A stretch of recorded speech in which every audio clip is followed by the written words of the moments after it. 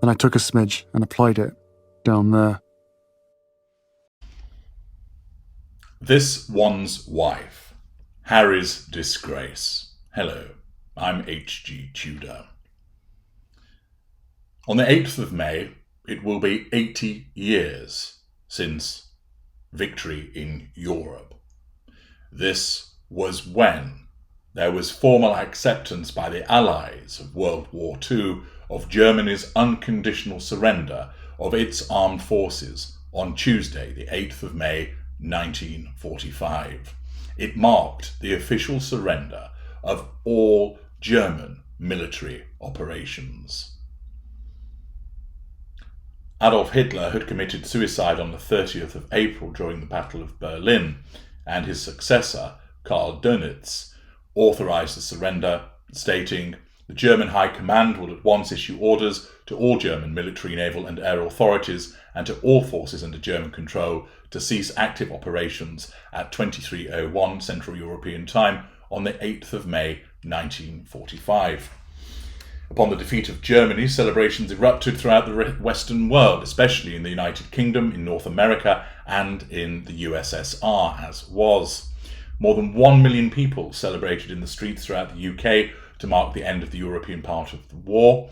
In London, crowds massed in Trafalgar Square and up the Mall to Buckingham Palace, where King George VI and Queen Elizabeth, accompanied by their daughters and Prime Minister Winston Churchill, appeared on the balcony of the palace before the cheering crowds.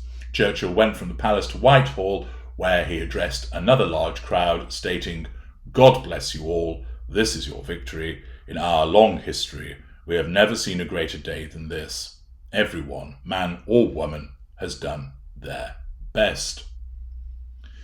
Churchill then went on to temper the jubilation somewhat because the war against Japan had not yet been won, and in a radio broadcast on the 8th of May, Churchill told the British people, "We may allow ourselves a brief period of rejoicing as Japan remains unsubdued." As an aside, those words appear at the beginning of Depeche Mode's Black Celebration. A little bit of trivia for you there. In America, Truman broadcast at 9 a.m. and said it was a victory only half won. But national celebrations have followed thereafter, and now it is 80 years since victory in Europe, and the celebrations have already commenced in the days running up to it. And you may well have been aware of the appearance of members of the royal family yesterday as the commemorations began.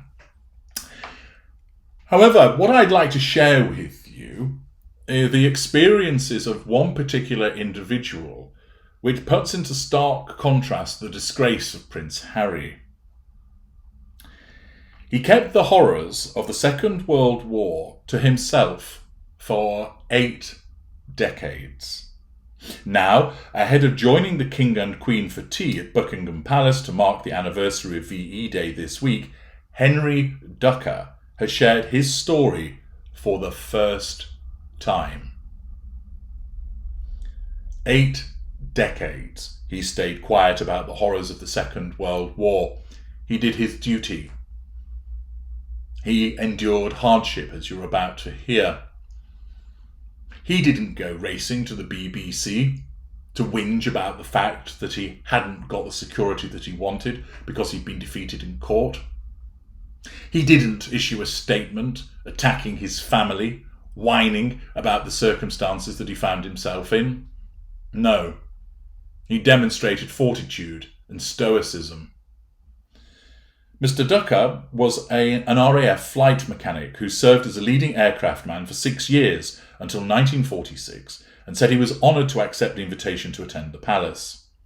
Mr. Ducker, who was called up to the RAF aged just 19, had never previously met a member of the royal family and will be the oldest of 30 veterans attending the 80th anniversary celebrations.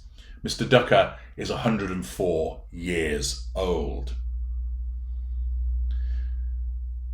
During the war, he trained at Cranwell in Lincolnshire and the #1 radio school in Egypt and was posted to Reykjavik, Heliopolis, Malta and Italy, where he worked on the Hawker Hurricane aircraft that saw action in the Battle of Monte Cassino. Mr. Ducker ran control centres wherever he went, including one rigged up in a stripped-out caravan at the end of a runway in Oakington, Cambridgeshire. "I saw some terrible things in Oakington," he said, "with boys going out in the bombers and coming back all shot up. It was horrible. I shall never forget that." They were all very talented people, and their lives got cut short. "It's such a shame," he added. Note that he talks about the suffering of other people, how he won't forget it. He doesn't whine and whinge about his own circumstances. He doesn't complain about the fact that he had to witness all of that. He recognised that that was part of what you had to deal with. He recognised that this is what you did. This was part of service. In 1943, he sailed for the Middle East aboard the Orbiter and vividly recalls how his convoy came under repeated enemy air attack in the Mediterranean. He said, "We'd been about 20 hours or so sailing, and the sirens went. And I looked out, and I could see all these aircraft coming towards us. The orders were to get down to the hold, but I was a bit curious to see what was going on. I hung back a bit, and I saw the first lot come and drop, but then I went down. In this hold, they'd fastened all the bulkheads, and the officers were there with their guns drawn. Nobody panics at all, but you should have seen these men's faces. It was like we were in a tin can. The bombs were dropping. You could hear them." Again, he's kept his mouth shut about these experiences for 8 decades, stored them to himself, not felt a need to whinge to people, to go to newspapers, to complain about how tough it was. He got on with it. In Yugoslavia, impoverished villagers once invited him to a girl's birthday meal in their family home. They had no beds, they just slept on the floor. They brought flagons of great wine out. They kept filling our glasses up. Mr. Ducker, who was on guard at night in Campo Marina, Italy, when news of the German surrender came through. He remembers having been given a gun for his guard duties and firing it up into the sky, celebrating. "I'd never fired a gun before that. I was over the moon. I knew I was going home. I'd survived," he said. He later helped escort German prisoners of war by train across Europe, taking a train through France on his way home, then crossing the Channel to New Haven. "I shall never forget the ferry, the Royal Daffodil, that went into New Haven, and there I sent a telegram to my mum and dad saying, 'I'm now back in the UK. I'll see you soon.' I hadn't seen them for years. I went in as a boy at 19, and I came back at 26 almost to the day. I came home in January 1946 and got married in March. I wrote to her the whole time I was away. We'd met when we were 5.